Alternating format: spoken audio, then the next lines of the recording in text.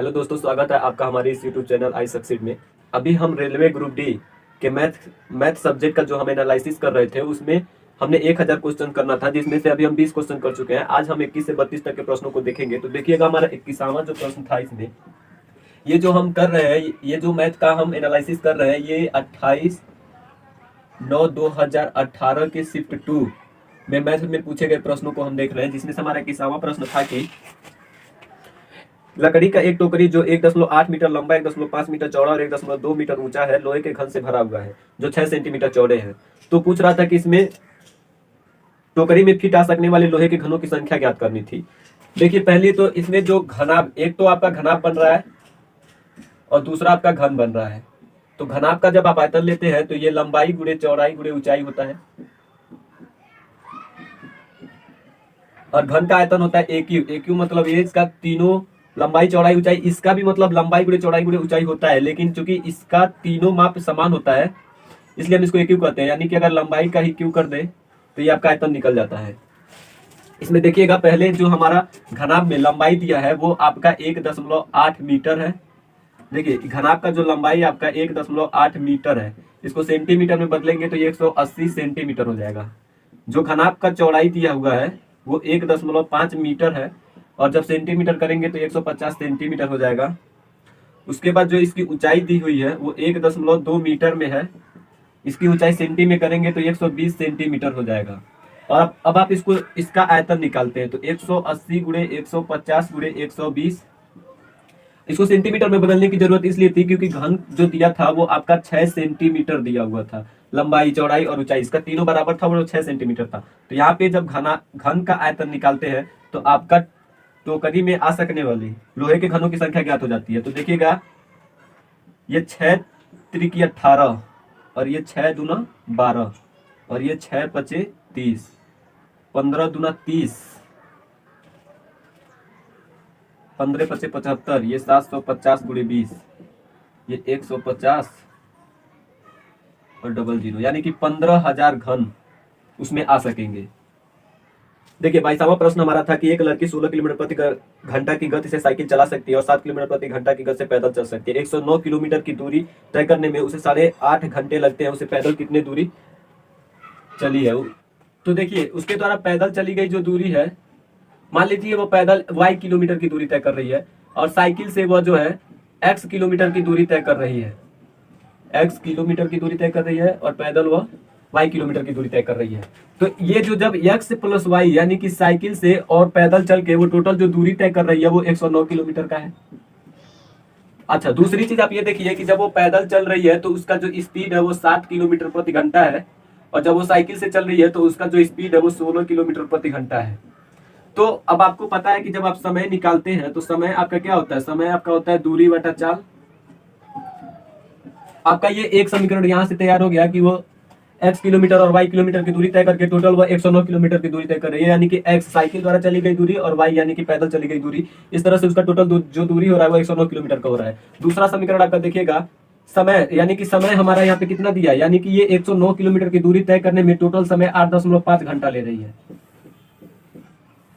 देखिए, यानी कि ये साइकिल, देखिए साइकिल से चलने के लिए कितना समय ले रही है, तो यानी कि साइकिल से जो वो दूरी चल रही है वो x किलोमीटर है, यानी कि दूरी बटा चाल जब आप लेंगे तो आपका समय निकल जाएगा। साइकिल से चली गई उसकी दूरी x किलोमीटर है और चाल आपका 16 किलोमीटर प्रति घंटा है, तो ये आपका साइकिल द्वारा चलने के लिए ली गई समय निकल गया।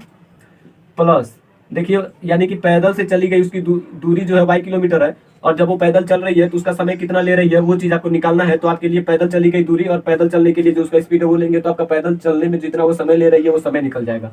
तो पैदल चलने में वो y किलोमीटर चल रही है और उसका जो स्पीड है वो 7 किलोमीटर प्रति घंटा है। इस तरह से वो टोटल जो समय ले रही है वो 8.5 है। इसके बाद देखिए, 16 और 7 का आप लॉसल लेंगे तो आपका 112 हो जाएगा। 16 सत्ते 112, तो यहाँ पर आपका 7x प्लस 7 16 में 112, तो यहाँ पे 16y और यहाँ पे 8.5। अब देखिए 7x प्लस 16y, अब यहाँ पे 112 का 8.5 से गुणा कर लेंगे,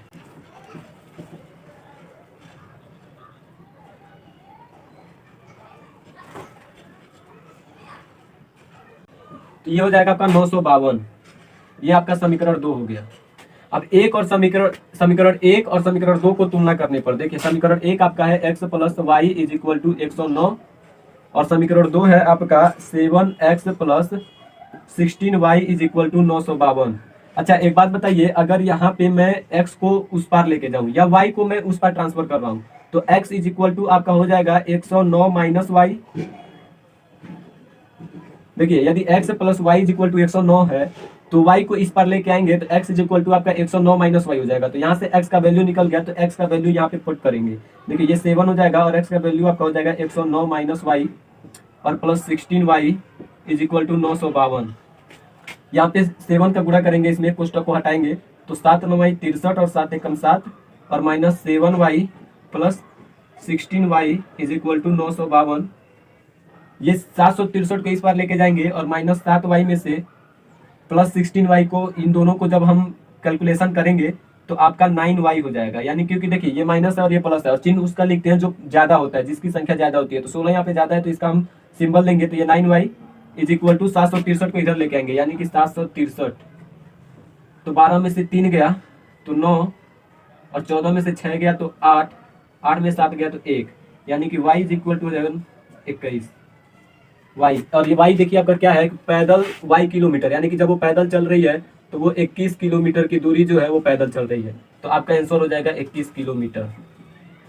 ये आपका आंसर था। ये हमारा क्या था, 22वां प्रश्न था। अब हम 23वां प्रश्न देखते हैं। 23वां प्रश्न हमारा देखिएगा था कि एक ऑफिस में कुर्सी और मेजों की संख्या का अनुपात 9 संबंधित 7 है।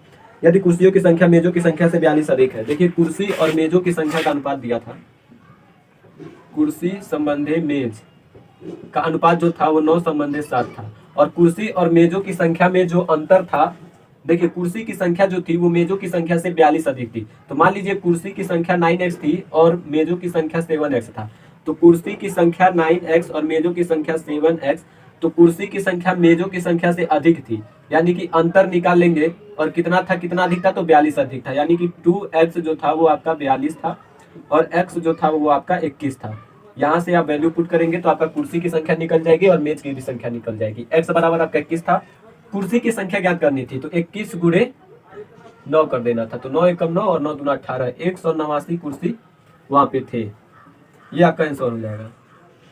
ये हमारा 23वां प्रश्न था। अब हम 24वां प्रश्न देखते हैं। 24वां प्रश्न देखिएगा, हमारा कह रहा है कि सनी और पाउला मिलकर किसी काम को 12 घंटों में पूरा कर सकते हैं, जबकि पाउला उसी काम को अकेले 18 घंटे में पूरा कर सकती है। एक अन्य व्यक्ति जेन को अकेले उसी काम को पूरा करने में 45 घंटे लगते हैं। उसी काम को पूरा करने के लिए सनी और जेन कितने घंटे लगाएंगे? देखिए सनी और पाउला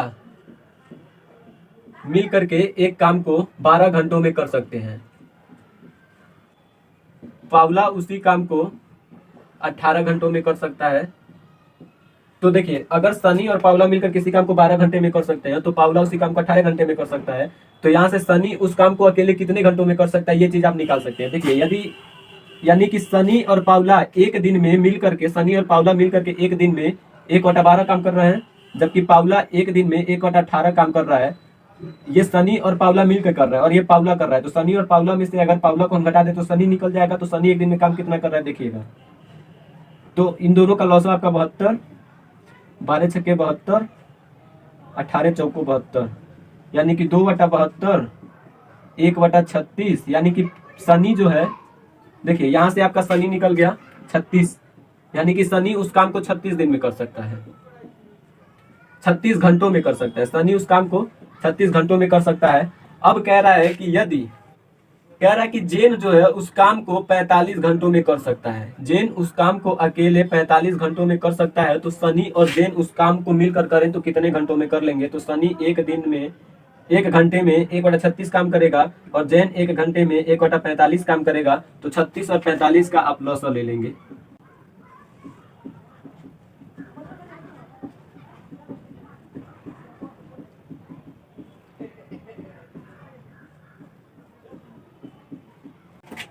ये आपका 180, ये 5, ये 4, 9/180, 9 दूना 18, 1/20, यानी कि 20 घंटा। सनी और जैन उसको मिल करके 20 घंटे में काम को पूरा कर पाएंगे। कैसे देखिएगा, अगर सनी 36 घंटों में उस काम को कर सकता है और जैन 45 घंटों में उस काम को कर सकता है तो शनि और जैन जब मिलकर काम करेंगे तो शनि एक घंटे में 1/36 काम करेगा और पावला एक घंटे में 1/45 काम करेगा। दोनों के द्वारा मिलकर काम करने के लिए हम जोड़ देंगे। 36 और 45 का लॉस लेंगे 180 और 36 बचे 180 और 45 चौका 180, 5 4 9 और 9/180, 9 दूना 18, 1/20। एक घंटे में ये दोनों मिलकर 20 काम करेंगे तो उस काम को पूरा करने के लिए टोटल समय जो लेंगे वो 20 घंटा होगा। ये हमारा 23वां प्रश्न, ये हमारा 24वां प्रश्न था। अब हम 25वां प्रश्न देखते हैं। देखिए 25वां प्रश्न हमारा था कि करनी में 45 प्लस करनी में 20 इक्वल टू 11.180। तो करनी में 180 प्लस 4 करनी में 5 ज्ञात करना था। तो मान लीजिए करनी में 180 प्लस 4 चौका 16/85। देखिए ये करनी में 180 और ये 4 चौका 16 इंटू 5 16/80 यानी कि करनी में 80। मान लीजिए x हो गया। यहाँ पे अब हम इधर आ रहे हैं। इधर आने पे हम देख रहे हैं क्या कि देखिए अगर मैं 180 और 80 हमको प्राप्त करना है तो कैसे हम इसमें 180 और 80 प्राप्त करेंगे। तो जब इसको देख पाए तो हमें देखने को मिला कि अगर इसमें 2 का गुणा कर दे और इसमें 2 का गुणा कर दे तो जब ये अंदर जाएगा तो क्या हो जाएगा। देखिए यदि हम 2 इंटू करनी में 45 कर दे प्लस 2 इंटू करनी में 20 कर दे, करने का मतलब दोनों पक्षों में जब हम 2 से गुणा करते हैं तो ये 2 इंटू 11.180 जब ये करनी के बाहर है। देखिए एक तो होता है ये करनी में 45 जब यहाँ पे 2 है यानी कि इसका वर्गमूल ज्ञात करना है, और इसका जब यहाँ पे 3 होता है तो इसका मतलब होता है घनमूल ज्ञात करना है। लेकिन जब यही चीज यहाँ पे रहे, जैसे आप 12 ले लो और 12 का आप वर्गमूल ज्ञात करो तो 2 6 12 और 2 3 6 और 3 एकम 3 यानी कि 2 गुणे 2 गुणे 3 ये आपका करनी में हो जाएगा। और जब 2 बाहर करोगे तो 2 यहाँ हो जाएगा और करनी में 3 हो जाएगा। तो इसको करनी में 12 कैसे प्राप्त करते हैं। देखिए ऐसे पहले तो आपका करनी में 3 था, तो ये जब 2 जो है करनी के अंदर जाता है तो 2 का स्क्वायर हो जाता है। देखिए 2 का स्क्वायर इंटू 3 हो जाता है। तो 2 का स्क्वायर यानी 2 दूना 4 और 3 4 3 12, तो ये आपका 12 हो जाता है। उसी तरह जब ये 2 है करनी के बाहर है तो ये अंदर जाएगा तो 4 हो जाएगा क्योंकि 2 का स्क्वायर होगा, यानी कि ये कुछ ऐसा होगा 2 का स्क्वायर इंटू 45 होगा प्लस ये 2 का स्क्वायर होगा इंटू 20 होगा इज इक्वल टू ये हो जाएगा 18 दूना 36 और 2 ये हो जाएगा। ठीक है, अब देखिए 2 दूना 4 और 4 पचे 20, 4 चौका 16 2 18 यानी कि करनी में 180 और प्लस 2 दूना 4 और 20 चौको 80 इज इक्वल टू 22.360। तो आपका आंसर यही से मिल गया। हमें करना सिर्फ इतना था कि दोनों पक्षों में 2 से गुणा करना था। ये आपका प्रश्न था और इसके दोनों पक्षों में 2 से गुणा करना था।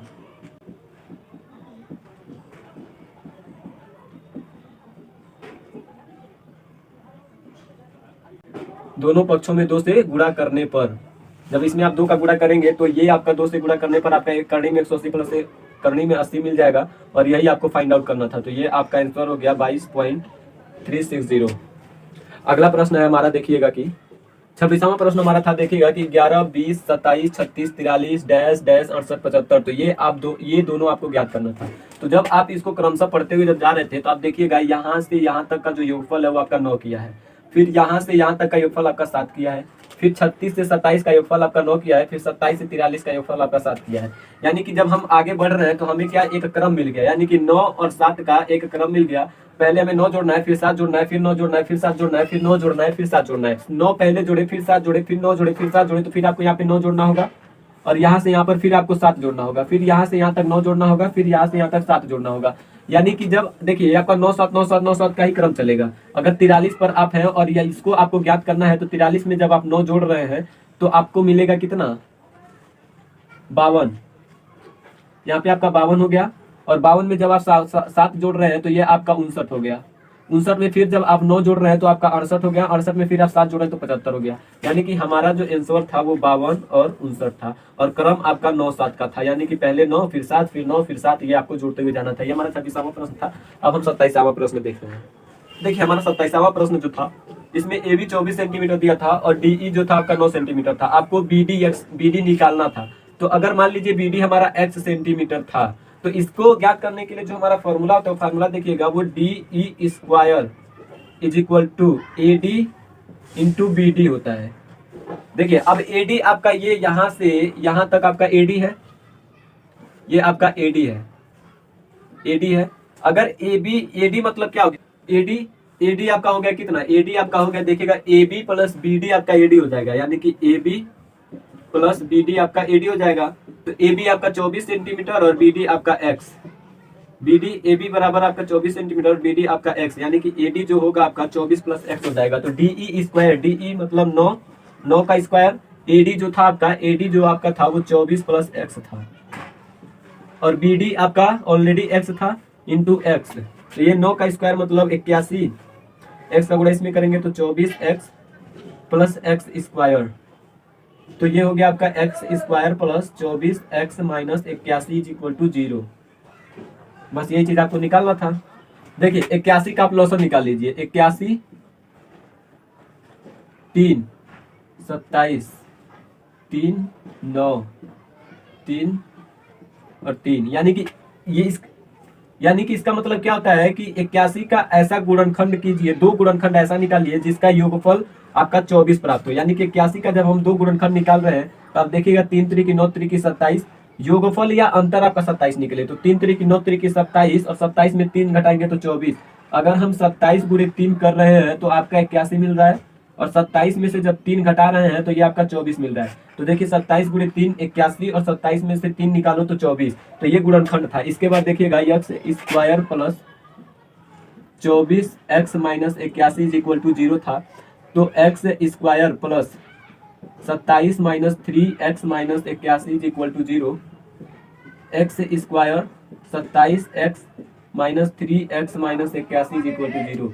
इसमें से जब आप कॉमन ले रहे हैं तो इसमें से कॉमन आपका सिर्फ x है, यानी कि x जब आपने कॉमन लिया तो x प्लस 27, और इसमें से माइनस आपका चिन्ह रहेगा, और इसमें से जब आप 3 कॉमन ले रहे हैं तो x, और ये माइनस माइनस मिलके प्लस हो जाएगा, तो प्लस और 27, यानी कि x माइनस 3 और x plus 27 is equal to 0। तो देखिए ये जो आपका BD है ये कभी निगेटिव में नहीं हो पाएगा, कभी निगेटिव में होगा ही नहीं, कैसे निगेटिव हो जाएगा। तो यानी कि x इज इक्वल टू जो होगा वो आपका 3 होगा। ये इस पर पक्षांतर करेंगे तो x बराबर 3 हो जाएगा, जबकि ये माइनस 27 हो जाएगा, इसलिए x बराबर प्लस 3 आपका आंसर हो जाएगा। यानी कि BD जो होगा हमारा वो 3 सेंटीमीटर का होगा। तो ये हमारा 27वां प्रश्न था। अब हम 28वां प्रश्न को देखते हैं। देखिए 28वां प्रश्न हमारा कह रहा है कि एक समवृत्तीय शंकु जिसके आधार की त्रिज्या इसके शीर्ष की ऊंचाई की 1/3 है का आयतन और इसके गोलार्ध का आयतन बराबर है। देखिए शंकु की त्रिज्या है, अगर मान लीजिए हम शंकु की बात कर रहे हैं पहले, देखिए ये हमारा शंकु है,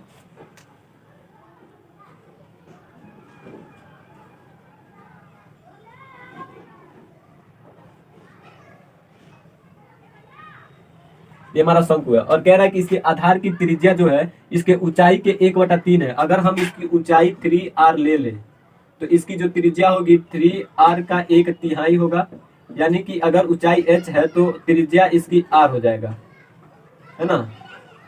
उसके बाद देखिए जो अर्ध गोलार्ध की बात कर रहा है, इसके अर्ध गोलार्ध की जो त्रिज्या अगर हम r ले लें, कैपिटल R, तो कह रहा है कि जो शंकु का आयतन है वो अर्ध गोलार्ध के आयतन के बराबर है। देखिए गोलार्ध हमारा क्या होता है, गोलार्ध यानी कि गोले का आधा, गोलार्ध जो होगा हमारा, ये शब्द को आप ध्यान से देखिए, गोलार्ध जो होता है हमारा वो गोले का आधा होता है,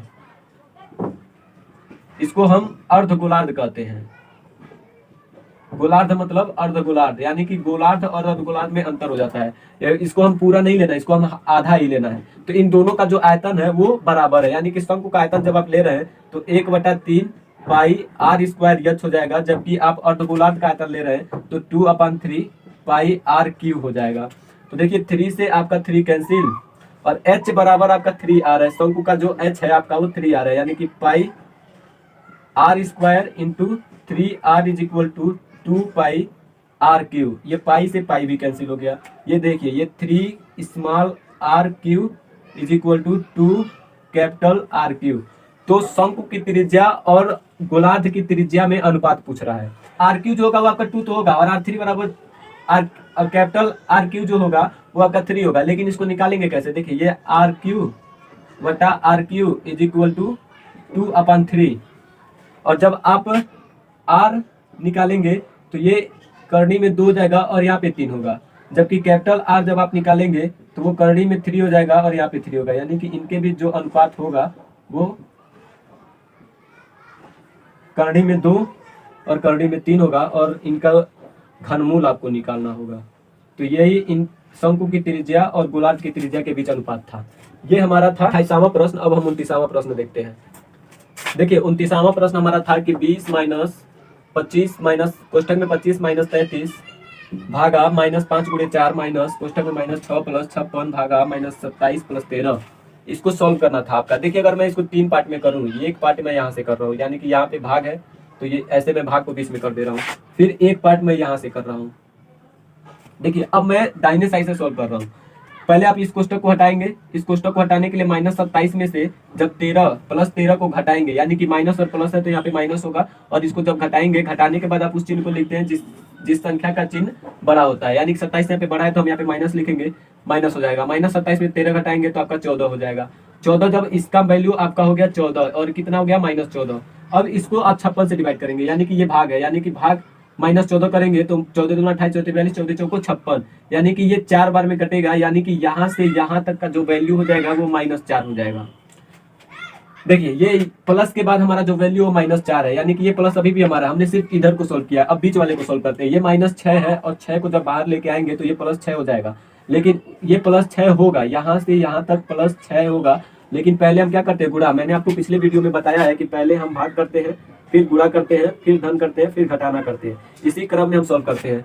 तो देखिए यहाँ पे पहले गुणा है, घटाना हमारा बाद में होगा, जोड़ भी होगा तो हमारा बाद होगा, पहले हमारा गुणा होगा। तो -5 गुणे 4 करेंगे तो -20 हो जाएगा, और जब आप आगे बढ़ेंगे तो ये माइनस है और ये माइनस है, तो जब कोष्टक खुलेगा तो ये प्लस हो जाएगा और 6 हो जाएगा, यानी कि ये हो जाएगा +6, यानी कि इसका जो इस खंड का जो वैल्यू होगा वो -20 और 6 है, यानी कि -14 होगा।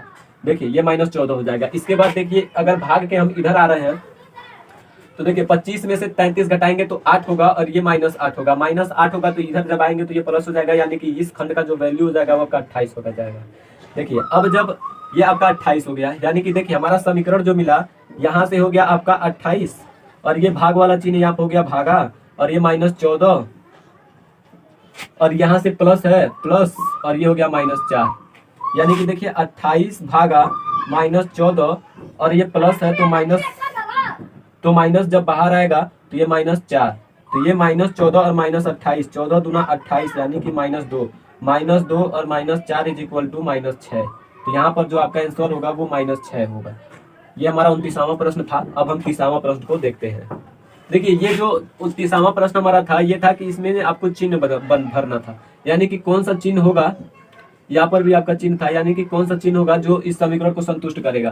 तो जब आप प्लस भागा और भागा लेते हैं, यानी कि 10 यहाँ पे जब आप प्लस लेते हैं, फिर यहाँ पे प्लस लेते हैं और यहाँ पे भाग लेते हैं, तो देखिएगा 10 + 10 20, और 20 + 25 यानी कि 45, और भागा 10 करते हैं तो 4.5, जो आपके समीकरण को नहीं संतुष्ट कर रहा है। फिर आप अगला विकल्प से अगला चिन्ह लेते हैं तो गुणा, और यहाँ पर भी गुणा और प्लस लेते हैं, यानी कि 10 दाम में 100 और गुणे 25, यानी कि 2500 और प्लस 10 यानी 2510। इस समीकरण को नहीं संतुष्ट कर रहा है। फिर आप लेते हैं माइनस और गुणा फिर प्लस, यहाँ पर अगर माइनस ले रहे हैं, यहाँ पे गुणा और फिर आप प्लस ले रहे हैं, तो 10 में से 10 गया तो 0, और 0 का 25 में गुणा करेंगे तो भी 0, यानी कि यहाँ से यहाँ तक 0 गया, और यहाँ पे 10 + 0 जब आप करेंगे तो आपका 10, यानी कि समीकरण यहाँ से आपका संतुष्ट होता है। तो ये 10, ये 0 + 10 जब आप कर रहे हैं तो 10 हो रहा है, यानी कि समीकरण आपका संतुष्ट हो रहा है। तो ऑप्शन सी हमारा सही होगा, और ऑप्शन सी में हमारा है माइनस, गुणे और प्लस। ये हमारा 30वां प्रश्न था। अब हम 31वां प्रश्न को देखते हैं। देखिएगा 31वां प्रश्न हमारा कह रहा है कि शॉपिंग मॉल में 30% की छूट देने के बाद 2990 में एक हैंडबैग बेचा गया था। यदि हैंडबैग की चिन्हित कीमत 4600 रुपया थी तो पी का मूल्य ज्ञात कीजिए। देखिए P% की छूट पर बेचा गया है, वस्तु को P% की छूट पर बेचा गया तो 2990 रुपये हुआ है, यानी कि जो जब इसका 100% पर, यानी कि इसका अंकित मूल्य, देखिए इसका जो अंकित मूल्य है वो 4600 रुपये है, यानी कि 4600 रुपये पर कस्टमर को हैंडबैग के लिए P% की छूट दी गई है। तो मान लीजिए ये गुणे 100 - P% की छूट दी गई, तो ये 2990 रुपये हो गया। देखिए 4600 गुणे 100 - P बटा 100% के लिए आप भागा में 100 कर देते हैं, ये आपका हो गया 2990। इसके बाद देखिए 46 का गुणा 100 में करेंगे तो ये आपका 4600 और माइनस ये आपका 46P is equal to 2990 minus 46P जो होगा आपका, ये 4600 में से 2990 घटाएंगे। इस बार जब आप 4600 को लेकर आएंगे तो ये आपका -4600 होगा, और इसमें चिन्ह वही लिखते हैं जो अंक बड़ा होता है। तो देखिए माइनस हो जाएगा, और ये प्लस माइनस मिलके प्लस माइनस हो जाएगा। तो 0 में से 0 गया तो 0, 10 में से 9 गया तो 1, 5 में से 15 में से 9 गया तो 6, और 3 में से 2 गया तो 1। ये माइनस है और माइनस माइनस मिलके plus 46P is equal to जो हो गया आपका 161 0 हो गया, और P इज इक्वल टू 1610/46 जो आपका विभाजित होगा 35 बार में। देखिए 5 छक्का 30, 5 चौका 20, 30, 1610 यानी कि 46 गुणे 35 1610 होगा, यानी कि 46 1610 से जब 46 से भाग करेंगे तो आपका 35 हो जाएगा, यानी कि P% की छूट यानी कि 35% की छूट, तो P का वैल्यू आपका 35% हो जाएगा। ये आपका 31 नंबर का प्रश्न था। अब हम 32 नंबर देखते हैं। देखिए ये हमारा 32 नंबर का प्रश्न है और ये सरलीकरण है। सरलीकरण में मैंने आपको पहले बताया है कि सबसे पहले हम भाग करते हैं, फिर गुणा करते हैं, फिर जोड़ करते हैं और फिर घटाना करते हैं। और कोष्ठक में अगर बात कोष्ठक की होती है तो सबसे पहले हम छोटा कोष्ठक तोड़ते हैं, उसके बाद मझला कोष्ठक, उसके बाद बड़ा कोष्ठक तोड़ते हैं। और इसमें भी जिस पर बार पहले दिया हो, यानी कि बार जैसे यहाँ पे आपको दिया है, ये आपका बार कहलाता है। जिस पर बार पहले दिया उसको हम पहले सॉल्व करते हैं। तो सॉल्यूशन की तरफ जब हम जा रहे हैं तो पहले हम क्या करेंगे, ये आपका गुणा है तो पहले हम गुणा करेंगे, भाग हालांकि भाग हमें पहले करनी थी लेकिन गुणा करेंगे। क्यों? क्योंकि हम बार वाली संख्या को पहले करते हैं। तो ये 7 चौका 28 और 28 ये आपका 28 हो गया। 28 यहाँ पे भाग है यानी कि ये टोटल जो है इसके नीचे हो जाएगा, तो ये आपका हो जाएगा 28। यहाँ पे देखिए 28 हो गया, तो ये 28 और 112 यानी कि 28 चौको 112, ये 4 हो गया। और 25 में से 4 जब आप घटाएंगे तो यहाँ पे 21 हो जाएगा। ये देखिए, और ये माइनस है तो माइनस प्लस, ये प्लस 21 है, प्लस 21 है और ये माइनस है तो माइनस हो जाएगा। और 37 में से जब आप 21 घटाएंगे तो आपका 16 हो जाएगा। और 16 जब ये मझला कोष्ठक आप तोड़ेंगे तो 40 में से 16 जब घटाएंगे तो ये आपका 24 हो जाएगा। और 144 भागा 24 करेंगे, देखिए 144 भागा 24 करेंगे तो 12 दूना 24 और 12 बराबर 144 और 2 छक्के 12 यानी कि 6 आपका यहाँ पर आंसर हो जाएगा। ये आपका 32 नंबर का प्रश्न था। अगर आपको ये वीडियो पसंद आया है तो लाइक करें, कमेंट करें, शेयर करें तथा चैनल को सब्सक्राइब करना न भूलें। धन्यवाद।